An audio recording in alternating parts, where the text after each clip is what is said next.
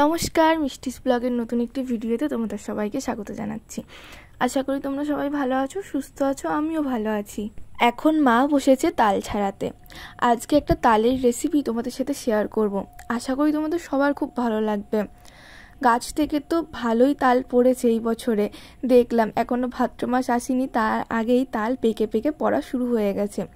এর আগে একদিন তালের বড়া খাওয়া হয়েছে, একদিন না দুদিন খাওয়া হয়েছে। একদিন ঠাম্মা করে পাঠিয়েছিল আর একদিন মা বাড়িতে করেছিল। তবে সেই রান্নার ভিডিওটা তোমাদের সাথে আর শেয়ার করা হয়নি, তালের বড়ার ভিডিওটা। কিন্তু আজ ভাবলাম যে মা যে রান্নাটা করবে আজকে, মানে তাল দিয়ে, তো সেটা তোমাদের সাথে একটু শেয়ার করি। মাকে বলেছিলাম এবার যেদিন তালের কোনো রেসিপি করবে সেদিন কিন্তু আমি ভিডিও করব, অবশ্যই তোমাদের সাথে শেয়ার করার জন্য। তো মা কিন্তু তার আগের থেকেই তাল ছাড়িয়ে একদম রেডি করে রেখেছে। আমি যেহেতু ছিলাম না, তাই তাড়াহুড়ো করে বাড়িতে এসেই আগে মানে ভিডিও করতে বসে গেলাম। তাল কার কার পছন্দের অবশ্যই কিন্তু জানিও। ছোটোবেলায় যেরকম তাল পড়তো পিঠের উপরে, তো যাই হোক, আমার তো একদমই পছন্দ ছিল না তাল। তো এখন কিন্তু আমার তালের বড়া খেতে খুব ভালো লাগে। তালের বড়া তো আমি খেয়েছি, তো এবছর আমার দুবার খাওয়া হয়ে গেছে তালের বড়া। আগে না খুব একটা বেশি ভালো লাগতো না, তবে এই দিন যখন আমি বাড়িতে গেছিলাম, ঠাম্মা করে পাঠিয়েছে, খেতে না খুব ভালো লাগছিল। তবে অনেকে আছে শক্ত শক্ত তালের বড়াগুলো পছন্দ করে, অনেকে আছে নরম নরম তালের বড়া পছন্দ করে। তবে আমার না নরম নরম তালের বড়াগুলো খেতে বেশি ভালো লাগছিল। মাও যেদিন তালের বড়া করেছিল, সেই বড়াগুলোও না আর কি নরম নরমই ভালো লাগছিল বেশি। আর যখন গরম গরম ভেজেছিল তখন তো আরও বেশি খেতে ভালো লাগছিল। আমি ভেবেছিলাম কি ভিডিও করব, কিন্তু সেদিন আর ভিডিও করা হয়ে ওঠেনি। যদি মা আবার করে তালের বড়া, তাহলে আমি তোমাদের সাথে অবশ্যই ভিডিওটা শেয়ার করব। এদিকে মা এখন জল দিয়ে তালটাকে চটকে নিয়েছে আগে ভালো করে, তারপরে এইভাবে ফুটো থালাই করে ঘষে নিচ্ছে।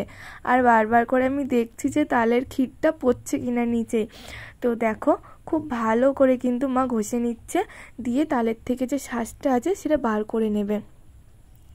তো আমার মা কিন্তু এই সমস্ত বানানোতে একদম এক্সপার্ট। আমার ঠাকুমাও কিন্তু খুব ভালো বানাতে পারে। আমার ঠাম্মা তো এই সমস্ত তালের বড়া, ক্ষীর, পিঠে, মানে এই সমস্ত দিক থেকে আমার ঠাম্মা খুব ভালো, মানে খুব ভালো রান্না করতে পারে এই জিনিসগুলো। আমি অবশ্য পারি না, সেই জন্য আজকে মা রান্না করছে, আমি তোমাদের সাথে ভিডিও করে শেয়ার করছি। ওদিকে আমাদের তাল ঘষে রেডি করা হয়ে গেছে। এটা কিন্তু একটা ছোট্ট তালের আর কি তাল ছিল, তো একটা ছোট্ট তাল দিয়ে কিন্তু অনেকটা শ্বাস বেরিয়েছে। তো এবারে আমি কড়াইতে গরম জল করে নিয়েছি আর দিয়ে দিলাম 3 চামচ মতো গুঁড়ো দুধ। আসলে গরুর দুধ দিলে ভালো হতো, তো যেহেতু নেই সেই জন্য আমরা গুঁড়ো আমুল দুধ দিয়ে দিলাম। আর দিয়ে দিলাম 4 থেকে 5টা এলাচটাকে ফাটিয়ে দিয়েছি। আর এবারে দিয়ে দিলাম তালটা। আর এটা কিন্তু হচ্ছে আজকে তালের ক্ষীর। তালের ক্ষীর কিন্তু খুবই ভালো লাগে খেতে।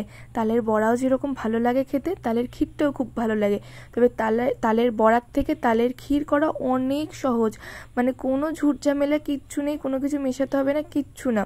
এবারে খুব ভালো করে এটাকে আর কি রান্না করে নিতে হবে। গ্যাসের ফ্লেমটা একদম লো রাখতে হবে, লো টু মিডিয়াম। হাই করে দিলে কিন্তু হবে না, তাহলে কিন্তু একদম নিচেই লেগে যাবে। এবারে দিয়ে দিতে হবে এর ভিতরে পরিমাণ মতো চিনি। আমি কিন্তু 1 ঢাকনা চিনি দিয়ে দিয়েছি। আর দিয়ে দিতে হবে লবণ। তবে চিনিটা কিন্তু টেস্ট করে তারপরে আবার দিতে হবে, একবারেই দিলাম না, যদি বেশি মিষ্টি হয়ে যায় তবে মনে হয় এইটুকু চিনিতে মিষ্টি হবে না, আরও একটু চিনি লাগবে। তো এখানে চিনি আর লবণ দিয়ে দিল মা, দিয়ে এবারে খুব ভালো করে কিন্তু আবার এটাকে আর কি রান্না করে নিতে হবে। আর তোমরা আমার চ্যানেলে কী কী রান্নার ভিডিও দেখতে চাও অবশ্যই কিন্তু কমেন্ট করে জানিও। আর আমার চ্যানেলের ভিডিওগুলো যদি তোমাদের ভালো লেগে থাকে তাহলে লাইক, কমেন্ট, শেয়ার করে দিও। আর যারা নতুন আছো চ্যানেলে, তারা কিন্তু চ্যানেলটা সাবস্ক্রাইব করে দিও। এই দেখো, বললাম না একটু আগে ওইটুকু চিনিতে হবে না, আবার আরেকটু চিনি আর লবণ দিতে হলো, কারণ মিষ্টি আর নুন কোনোটাই হয়নি, সেই জন্য আবার দিয়ে দিল মা। এবারে খুব ভালো করে আবার রান্না করে নিতে হবে। আমি তো পারিই না এই সমস্ত রান্নাবান্নাগুলো করতে, তাই মায়ের কাছ থেকে এখন একটু একটু করে শিখে নিচ্ছি। তবে তালের ক্ষীর করা কিন্তু খুবই সহজ দেখলাম, কিছুই তো সেইভাবে দিতে হলো না, কিন্তু বড়া করতে গেলে অনেক কিছু মেশাতে হয় আবার। তো দেখো, তালের ক্ষীরটা কিন্তু বেশ ফুটে উঠেছে। এবারে কিন্তু ভালো করে আবার নেড়ে নিতে হবে, যাতে তলায় কড়াইতে না লেগে যায়। লেগে গেলেই কিন্তু একটা ধোঁয়াটে গন্ধ হয়ে যাবে।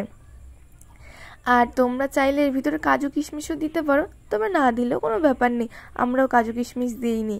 তালের ক্ষীর কিন্তু প্রায় হয়ে গেছে।